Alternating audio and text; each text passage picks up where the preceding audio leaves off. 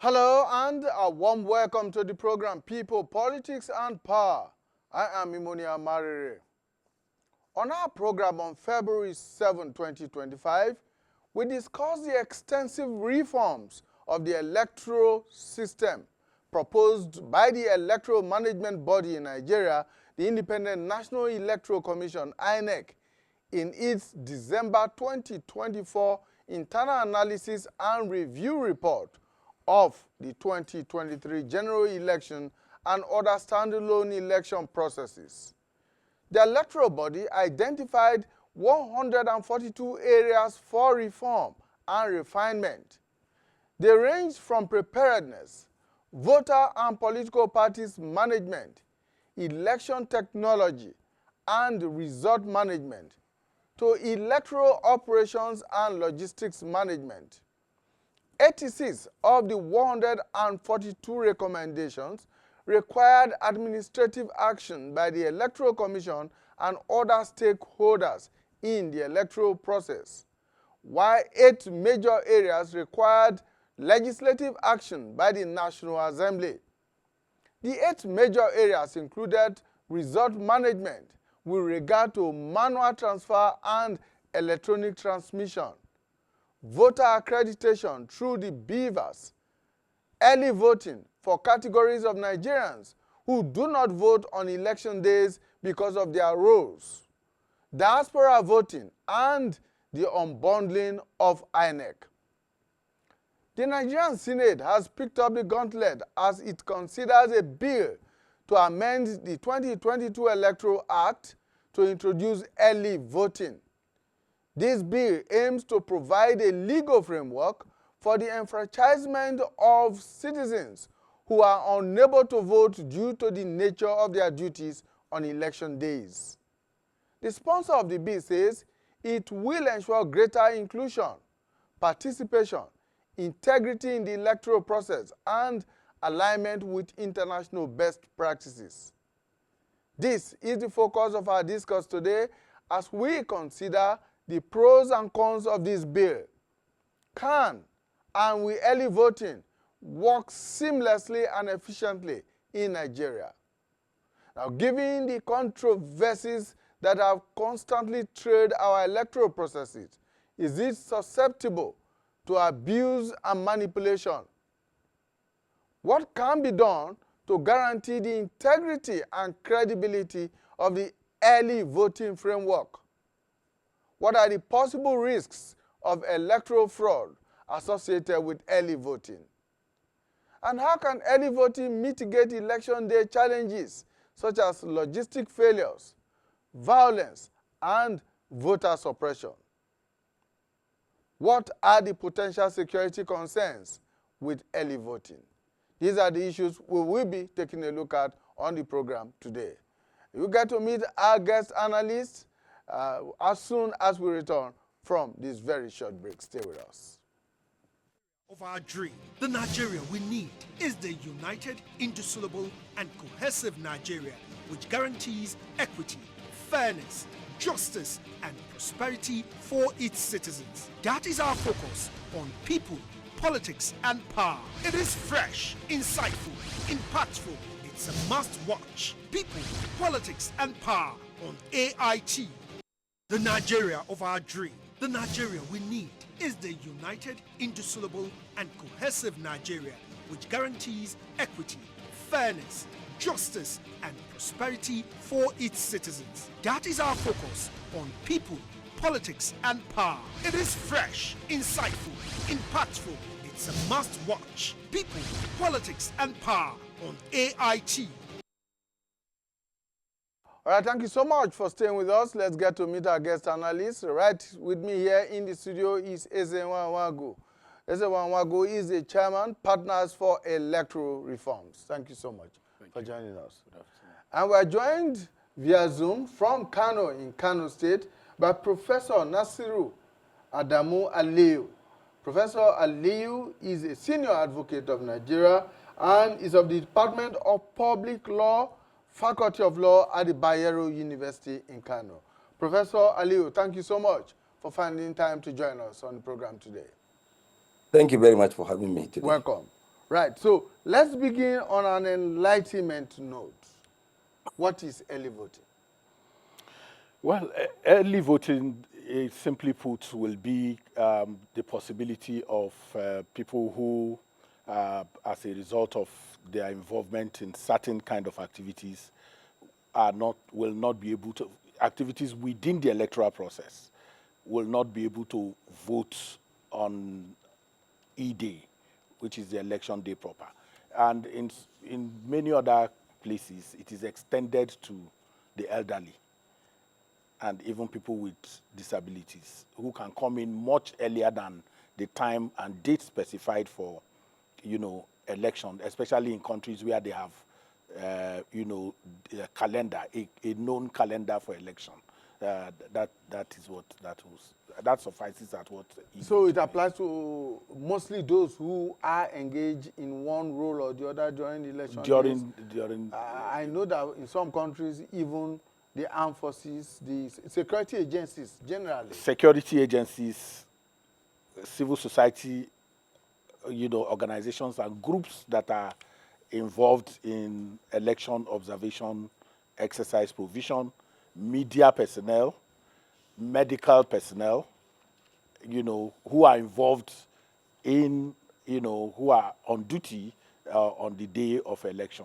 That's just on one part. But there are countries where it is extended to the elderly. Like in the U.S., the elderly, people living with disabilities, and indeed some citizens who want to participate, earlier than the time that it's that's been given for election can Is it based on participate. convenience when you say some people who want to vote And earlier than the challenge with us is I don't sometimes we use ourselves as gauge. We shut down everything for election. In many other places, people you don't have to shut down. It all has to do with the nature and complexion of the the political elite of our own country. That's why you see most of the interventions that are meant to protect, But ordinarily, if you feel like doing this early, you should. It's about participation. It's about the convenience, it's about the ease of participation. All right, Professor Aliyu, I know for certain that the current electoral legal framework does not align with the concept of early voting, as this bill is trying to address. Now, are there examples of countries around the world where early voting has been adopted and has successfully been executed without any forms of controversies? Well, thank you very much. The successful example of where early voting is taking place and is done successfully and smoothly without problem, number one is United States of America, whereby they have various servicemen, various diplomats, and various people serving at different locations and regions. And they are all conducting early voting for them, and then it has been smoothly.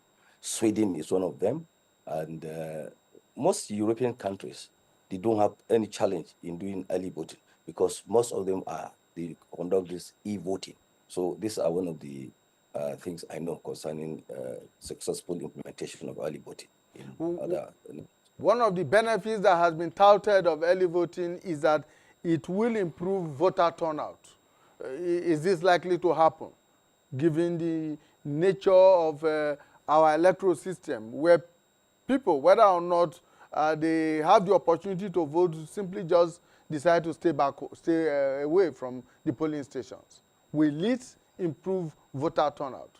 If you look Well, I at the think fact that the voter turnout consistently has been between 30-35% at every election cycle.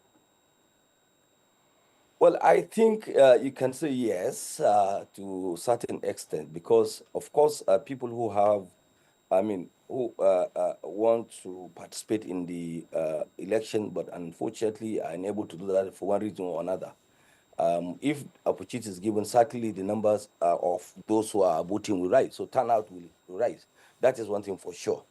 However, I think there could be some challenges that, notwithstanding that, I certainly like if civil society organization, people who are working under there, our armed forces, policemen, and what have you, who are having electoral duty, I believe, yes, there could be a turnout more because certainly more people will participate in the voting. So I believe it will, to some certain extent, raise the number. Comrade, let's look at the whole issue of logistics. Logistics has always been a major issue during elections in Nigeria. Now, early voting, where you have a situation where those who are playing major roles in the election day process have now voted, and they are now free to do their work without let or hindrance. Will it improve the logistics nightmares that we have had in the past? I think these are different conversations. You talked about Prof, and you also talked about turnout. Turnout is a bigger conversation because first, our voter registration process, the means of identity in Nigeria, the cheapest has been the voter's card. If you want to get driver's license, you have to pay a lot of money. If you want to get passports, international passport, you have to. If you want to do the NIN, you have to also part with some money.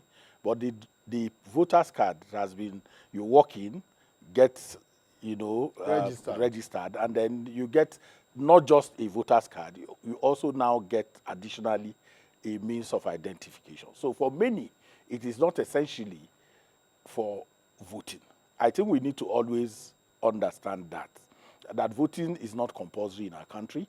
And so once you say voter registration, a lot of people then there are also issues around community collusion, around voter registration, where communities tend to up their voting strength because they are lied to that the amenities that come to them has something to do with their voting strength. And that is why if you go to INEC offices, you see voters' cards lying there uncollected because the law does not allow for distribution.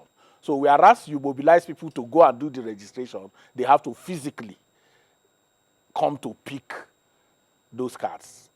So where there is less opportunity for corruption, those cards will not be given or distributed to anybody. So we have a figure that is, in my view, overbloated, which does not resonate with the real voting strengths that you eventually see. So that is some kind of conversation that has to go on when you are dealing with turnout. And there's also a lot of reasons why people do not vote. Some people think this democracy is no longer working for them and they are completely absent from any conversation. So that does not also take away people, journalists like yourself, who may have that same feeling, who may, even though you have the right to vote, may not necessarily want to vote. So sometimes we just give the impression. It is about expanding the democratic space. It is about ensuring that every section of society that can participate in the electoral process, there are no obstacles to their participation. And our job as advocates is to continue to remove those hindrances and obstacles. Part of it is to say that the most enlightened, if you permit the use of that word, section of society are some of these people who have been excluded. People who can have informed voting. I mean, a journalist, for instance, should be able to, know what to do with the voter's card. Members of the armed forces and such other people generally. So when you exclude the most enlightened segment of your society from participation, then your democracy has some deficit. And I think that is from the point in which we need to engage the early voting conversation, that it has to be about expanding the democratic space, the continuous expansion of this space, because the people inside want to constrict it. They want to ensure that not a lot of people vote, that many people are angry, because when the less people come out to vote, the easier it is to manipulate. Having said that, the issue of logistics is more, has to do with the infrastructure where you are conducting this election, the nature of the roads, the internet connectivity, vendor patron relationship, if you like, what kind of relationship, those who are supposed to provide these vehicles, the security agents who will guide the voting materials from one point to the other, how alert to their responsibilities are they. So it's not whether people vote, but the bigger challenge for the early voting is warehousing.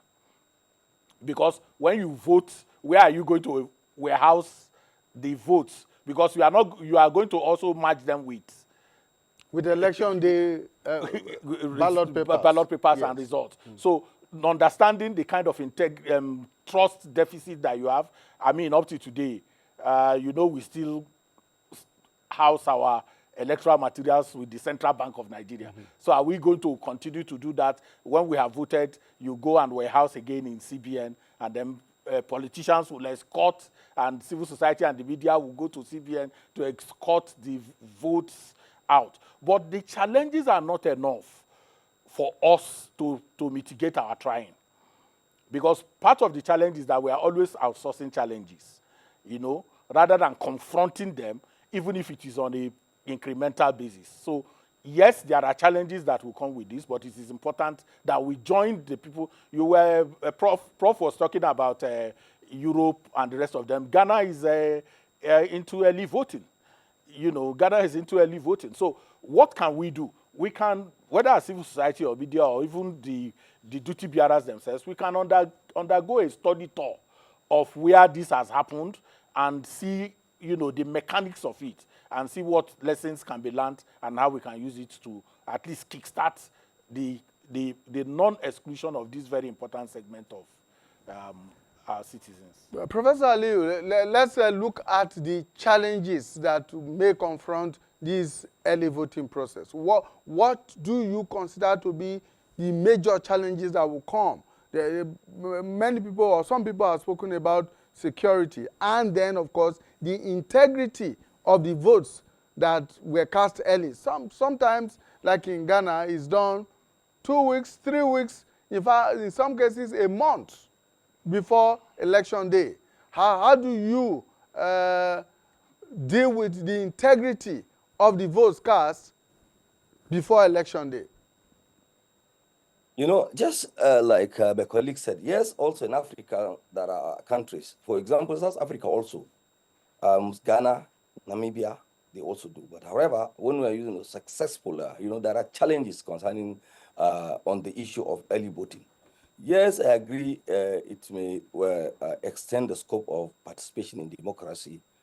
However, the risk of manipulation would have risen, because in Nigeria, ordinarily, where in the election day, there are a lot of security agencies, a lot of attention being given to these voting processes. However, you find a lot of flaws, you find a lot of problems. Now, talk less of a country like, Ghana is a very small country compared to Nigeria in terms of population. And also, to some extent, their electoral process is a little bit better than Nigerian in terms of integrity, so to say. It is not because Nigeria has no means of making this process to be a good one and with integrity. However, it is the Nigerian factor, which at every point in time, the politicians are ready to take advantage of some gaps. Certainly, when you are conducting an early voting, there is a likelihood of some gaps, meaning you have to find, like what my colleague said, you have to warehouse these votes. I mean, now remember, now when you are conducting election on that day with the presence of agent and everything, and then transmitted on that same day, and then counted on that same day, declared on the same day, then still a lot of challenges. Logistics is part of the problem. We don't have good roads. And then there is every likelihood of even interference. Interference from, interference, it could be a physical one, it could be virtual one, because we have the system of this transmission of results. And then when you look at the results that have been were posted in the website or platform of INEC, you find some results were just a picture with nothing. And then you see, so if it is virtual, then there's likelihood of some people to disrupt everything. So now with early voting, there could be a gap in which these criminals, because in Nigeria, you find politicians being criminally acting, that they will exploit that, I am pretty sure, and they will come with a lot of issues that will affect the integrity of the election. Now, another thing is that, you see, Nigeria, you must understand, we have a serious challenge concerning our judicial processes. You find every year, every time in election years, when cases are in court, novel situations, novel decisions. Let me give you an example. When this card reader was introduced, then we were thinking, oh, it will improve the process. Then problem came in. When Vivas was introduced, now another decision came and said, look, before you now sanctify the processes, you need, even when you are trying to prove, you have to come and tender this Vivas because of network glitch. Now, these are issues which are interconnected with our problem. So the sheer problem is part of the problem. So challenges are uncountable.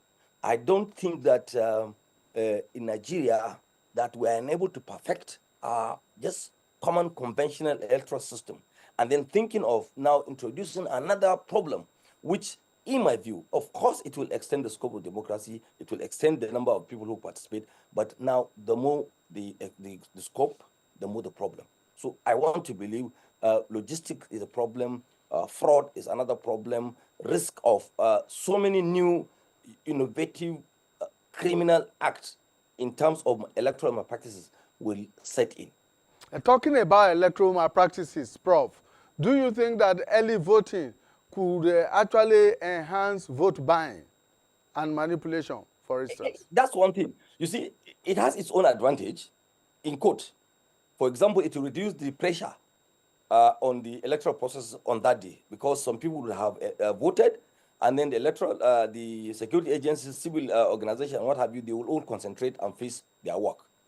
However, that will make it very easy. In view of, for example, the current economic situation which Nigeria is in, it will make it very easy for vote buying. Now, you see, when the election is taking place, there are a lot of processes put in place in such a way to check vote buying. But does it succeed? We don't. We have a lot of challenges. So I believe vote buying will even rise. The case of vote buying will rise in such a way that people will go and sit down at home, agree and say, okay, Bali, please help me get it in block. This is your money. And then it could have been paid much, much earlier before even anybody's attention could have come.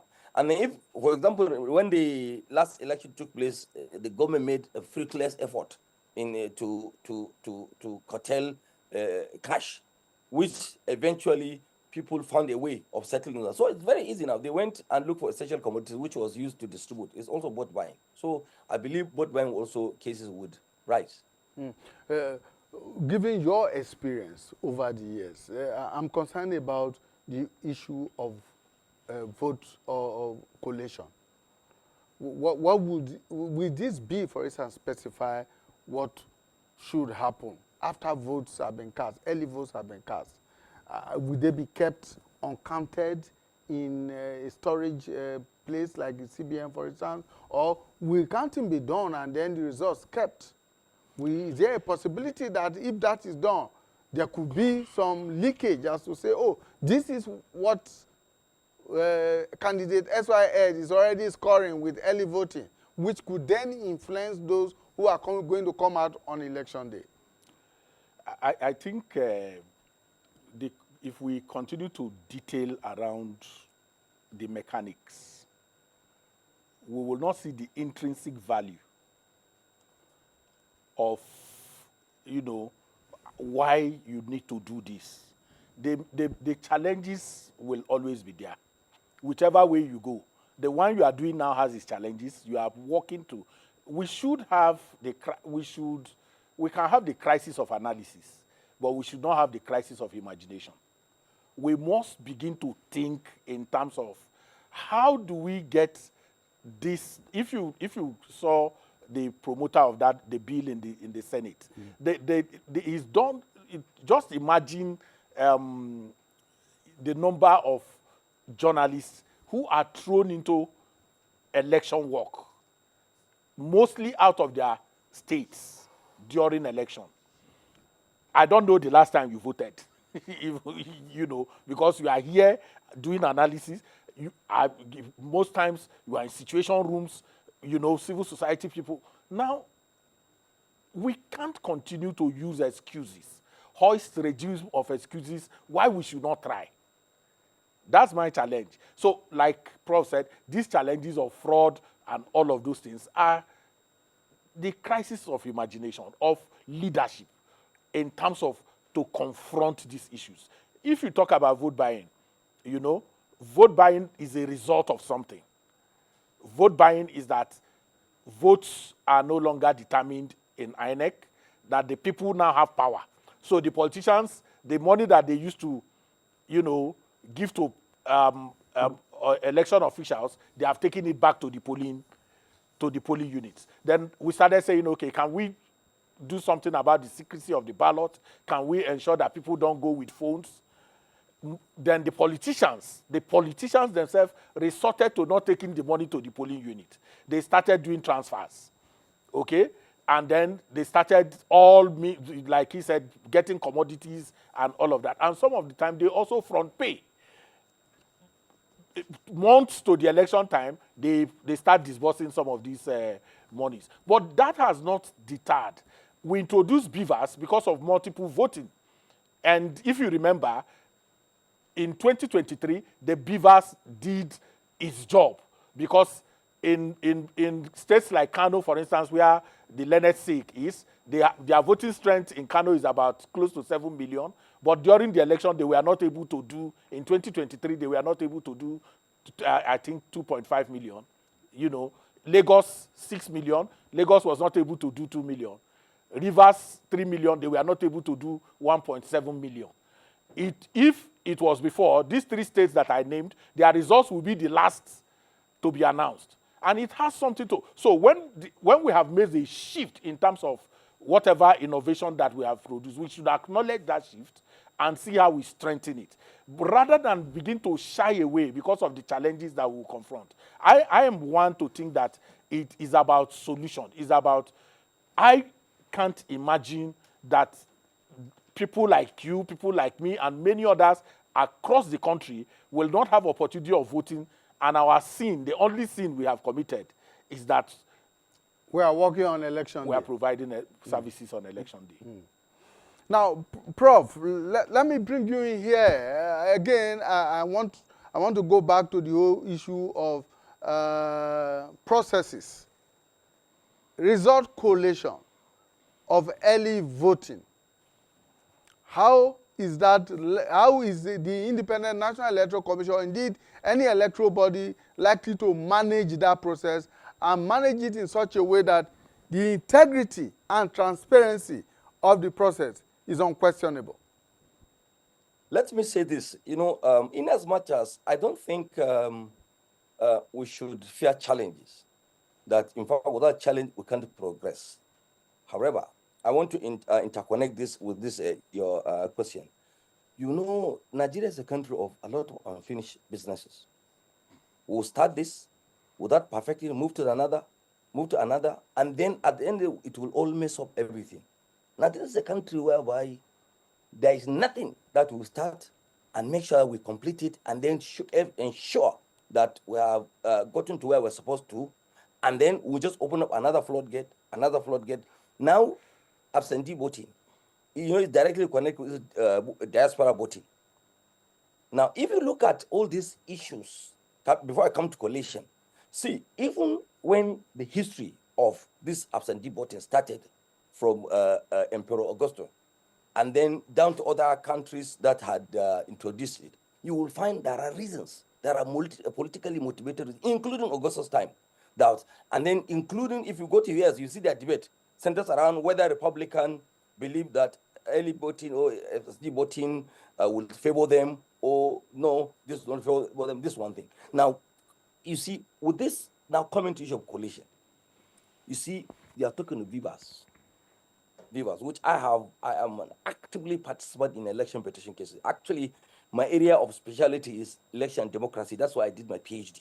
And I have started doing election cases from 1994 till today. I've been actively involved in election, particularly gubernatorial and others.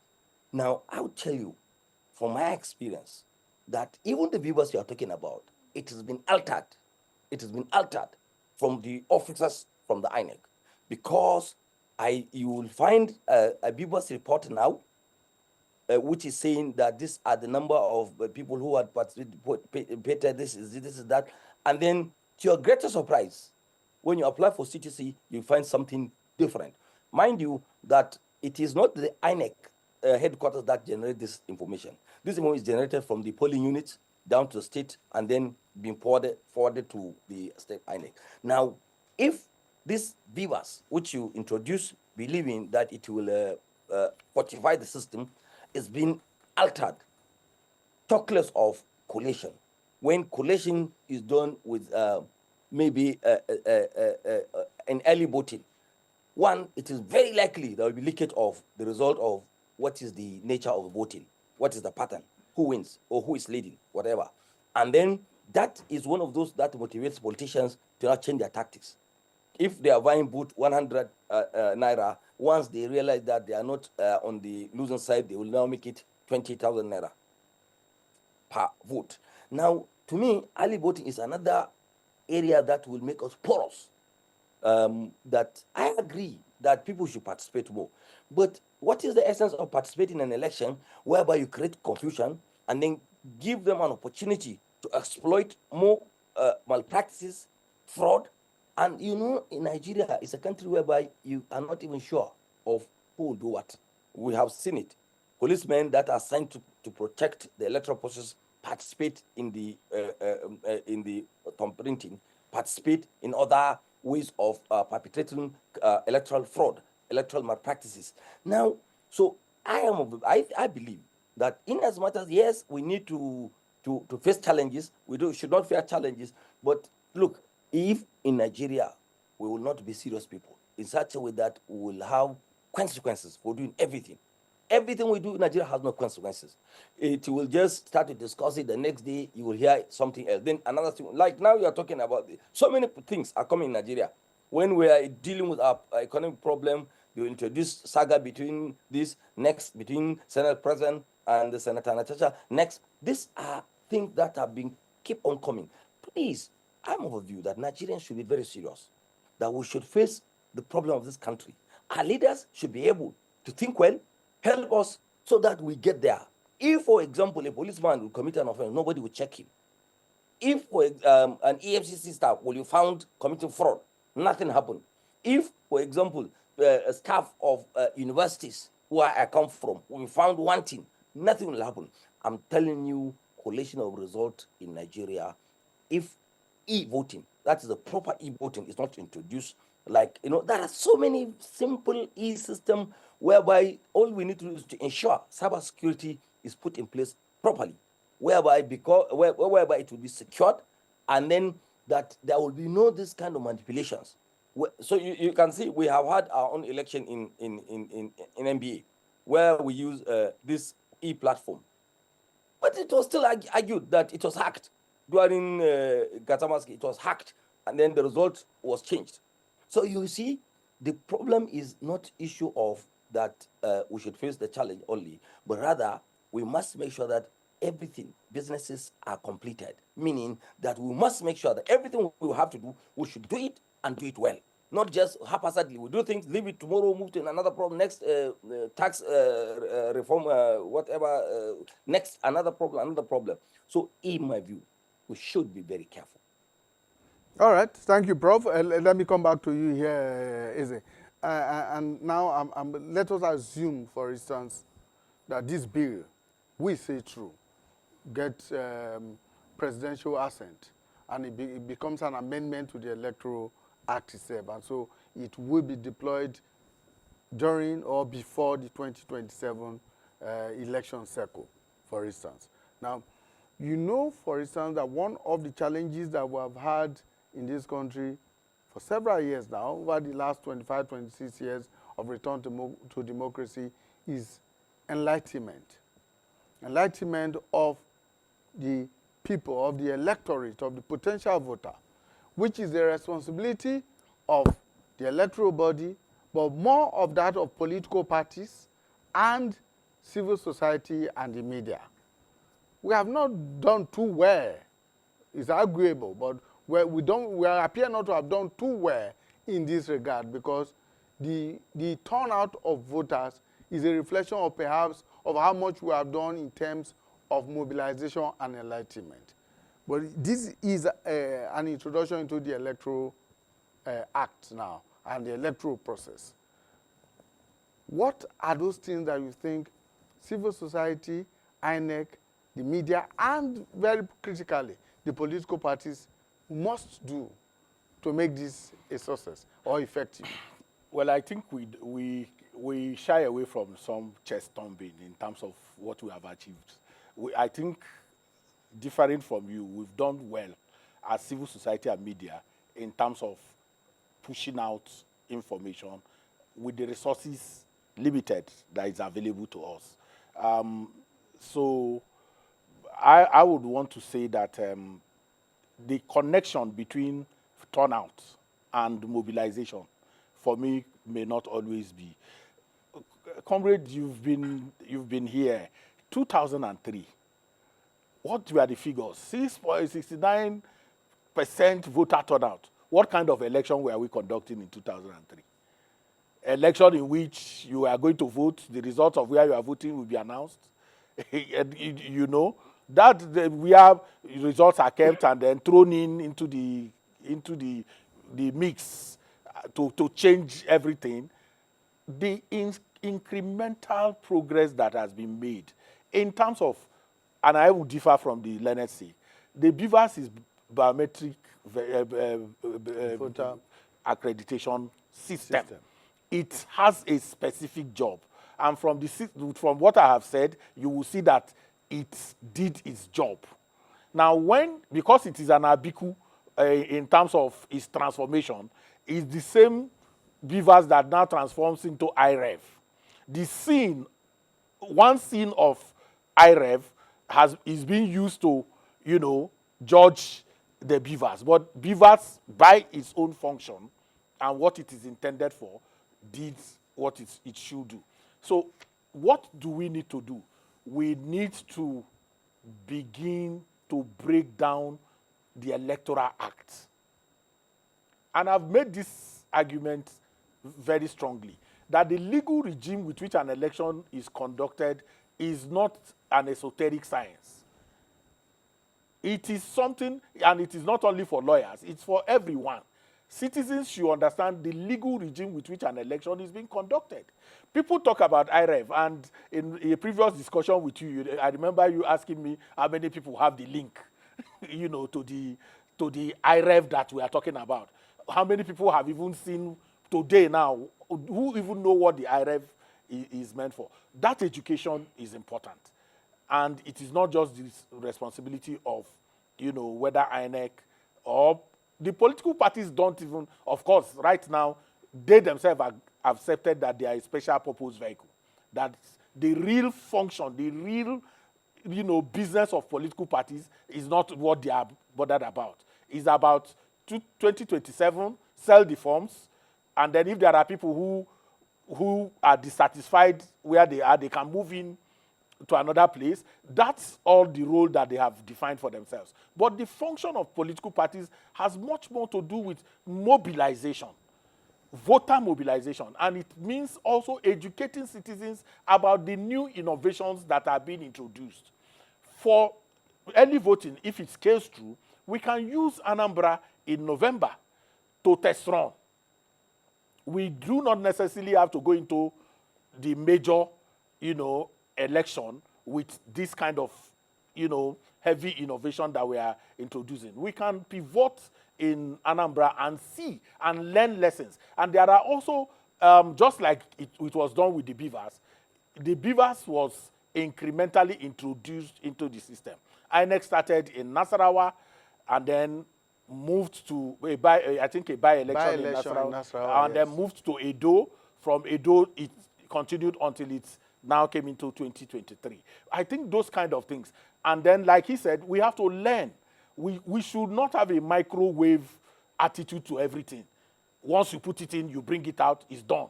It can't be so. There are things that needs to be matured. There are lessons that need to be learned. There are even failures that needs to be accepted and owned. It's just like data. Data, negative data, positive data is all important because we are going to use it to, perfect what you have.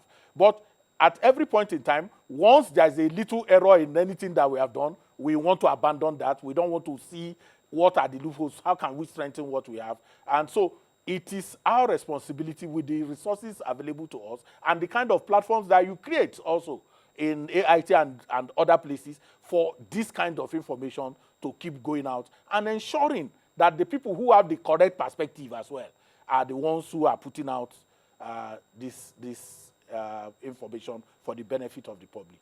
Okay, Professor Aliyu, the bill as it is now, when passed and assented to, will be the legal framework for early voting. Now, from your perspective as a lawyer and a senior advocate at that matter, what are the other things in terms of policy implementation that would enrich this law when it eventually comes into being? Well, I think first and foremost, what you have mentioned, there should be proper training of the staff of INEC concerning the implementation of this early voting and what have you. Two, there should be a policy in such a way that the constituents will be also be brought on board so that they can understand, in fact, because now there must be a delineation of where the early voting will take place, for example. Now, let it be a proper policy in such a way that the integrity of whatever is introduced will be protected. But you don't let it loose that, okay, let's see whether we can conduct it in, let's say, police headquarters or in primary school, whatever. I think most secured places and they need to be put in place. So as a policy, that should be followed up because INEC has power to make regulation. This is part of their policy. So they regulate on that one. And then also, there must be a process concerning the issue of the results, meaning whatever is the result must remain as secret as possible so that nobody will now break into the system and now have an idea so that it will create confusion.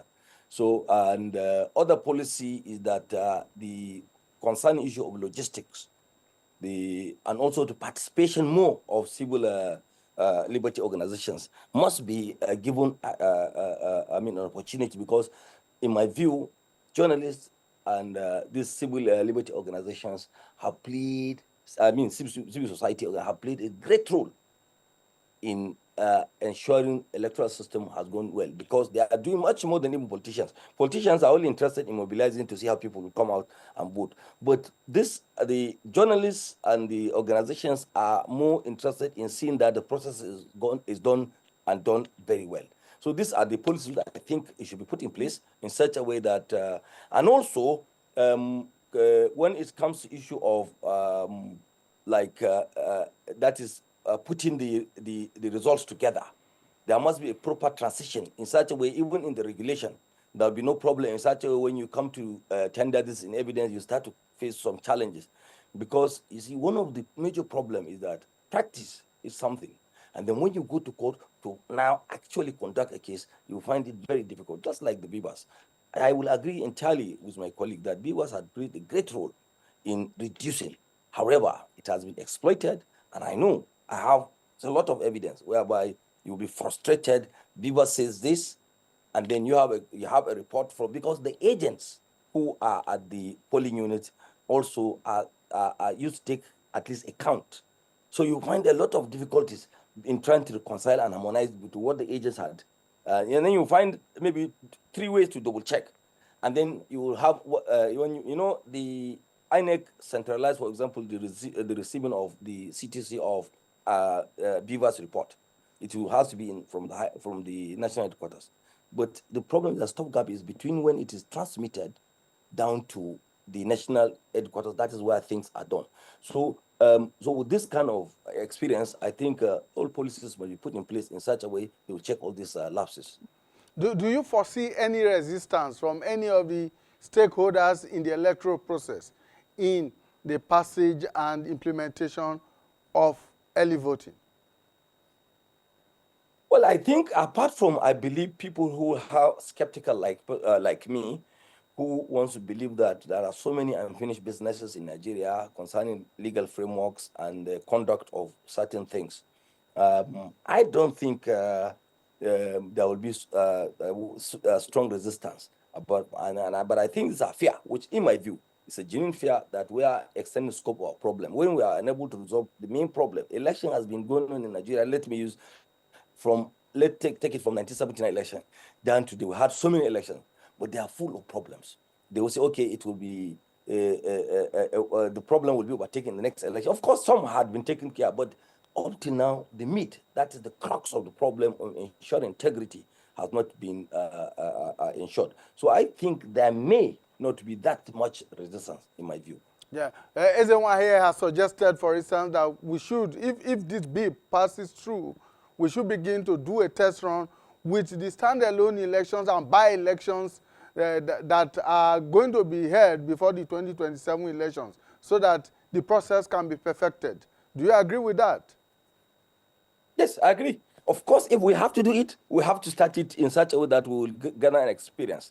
That yes, the Bibas started like that, and then I think it would be good if we started from Anambra and see what will happen in Anambra, and then even if it means, because all these things are within the powers of INEC, you know, the regulation and the conduct of election under the paragraph 15 of the tax schedule, down to section 158 of the electoral of the constitution, that has given. If INEC sees there is a challenge, they may decide not to include it in their way of doing things, and then readdress it, submit maybe a bill to the National Assembly so they will take care of the problem. And I believe once it is done, we can be able to bring out so many challenges that are likely to happen. All right. We know that over time, with what you describe as the incremental progress that has been made in electoral processes and electoral conduct, we have seen a reduction, very huge reduction in electoral violence. Early voting, will it contribute to that lowering of electoral tensions in the country, or will it be otherwise? Given the category of people who except we make it an all-comers affair, which I don't think in starting we should get a category of people and then continue to expand. Like I said, if we are starting, we shouldn't start with every civil society organization person should go for early voting. No. You only have those, perhaps only accredited, those, yes. accredited by the Independent National Electoral Commission, Who will be participating as election observers. Okay. Those people can be given, for early voting. So that does not mean that if you are working on tuberculosis and hepatitis, you say, oh, I'm civil society organization, then I need, that's not going to be correct. If you're media, if you are not accredited for election, you cannot, we can start with, that's why Prof talked about regulation.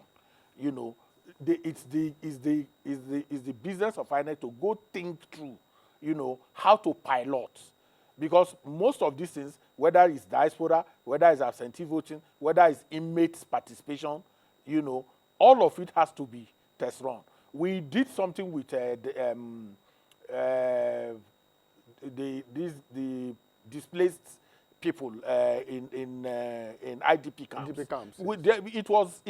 It was advocacy that got that, and then some kind of center was created in the IDP camps, and then in 2023, 2019-2023, most people in IDP camps had the opportunity of voting. So everything is to pilot it without a sense of hurry. The way we are. And then also, we are a litigation-happy people. You know, we like to test these things in the court. You know, people like to find out what loopholes are possible. So, in every conversation that is about reforms, and that has been my major concern, we, you know, pivot on INEC, security, but the real people in whose domain the challenge of electoral subterfuge exists, the politicians, we don't bring them into the conversation. So whether you are going to the National Assembly to amend the law, you meet them there. They are the people you are going to meet. Whether as candidates or as a political party, the responsibility to give us good laws rests on the politicians. And we are not putting their feet on the fire the way we should. In terms of, look, your behavior or misbehavior contributes to whether we have good elections or bad elections. If you are going to be talking about those who purveyors of violence, for instance, he's not going to be the voter. The voter is not a purveyor of violence. It is the politicians who want to take, you know, dubious advantage that will trigger that violence for what? For a purpose. Sometimes for voter suppression.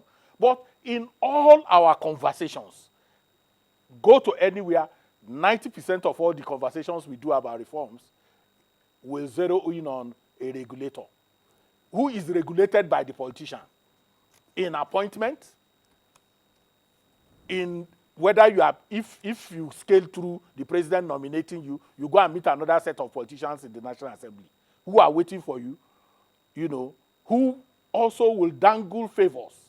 We made you. We are the ones who we cleared you if we didn't clear you. And all of those things are part of the contributions to electoral. So it's not just about early voting, integrity of the vote. Who will come and meet Imoni Amarere to bribe us? The politician. To say, please, can you gather civil society for us? They are the ones. And then we are not bringing them in the table. Okay. And so my sense is that in conversations about reforms, the threats, the big threat is the attitude, behavior, misbehavior of the political class. And if we are able to get them to agree to some minimal issues around reform, we may get a change faster than we are even thinking. Thank you so much. Ezewanwago, Chairman Partners for Electoral Reforms. And of course, we were joined by Professor Nasiru Adamu Aliyu, who is a senior advocate of Nigeria and is of the Faculty of Law, Bayero University, Kano. Thank you so much, Prof, for your time. We look forward to having you again at some other time. Thank you. Thank you. All right, and to our viewers out there, we thank you for investing your time with us. We'll bring you a fresh edition of People, Politics, and Power. Thank you so much. Bye for now.